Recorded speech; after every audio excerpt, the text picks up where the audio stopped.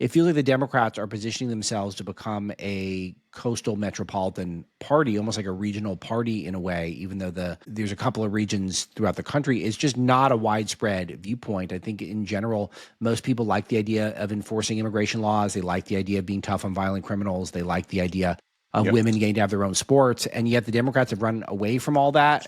It doesn't seem like they're positioning themselves to contest in national elections. They still will because their organization is so good. And there are so many people who still, I think, suffer from feeling like Republican bad, Democrat good. But overall, it just seems really short-sighted and wrong-headed. I agree. I think it's very short-sighted and wrong-headed. I think that the party is to the left, far to the left of the median voter. I think that it will continue to get worse, particularly after redistricting in 2030. But I think there are impulses that are driving the party far to the left that the party can't resist. There are 3 or 4 impulses, if we've got time to just sort of scan them real quickly. Yeah, as much time as you want.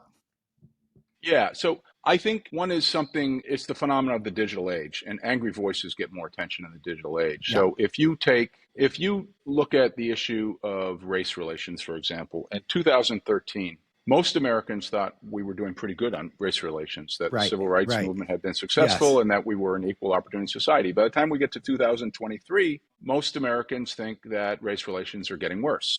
Right. What's the explanation for that? I don't think Americans have become more racist in that 10 years. What has happened is it's the smartphone.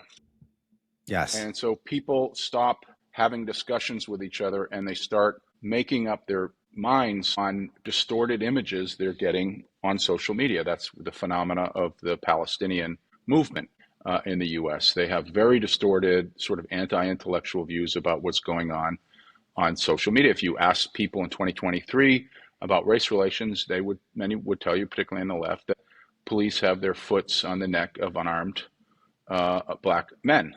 Right. When in fact the incidence of police killings of unarmed black men is very, very infrequent. It's 17, 18 incidents a year. White Americans are much more likely, by a factor of threefold, to be unarmed. White Americans are much more likely to be killed in a police altercation.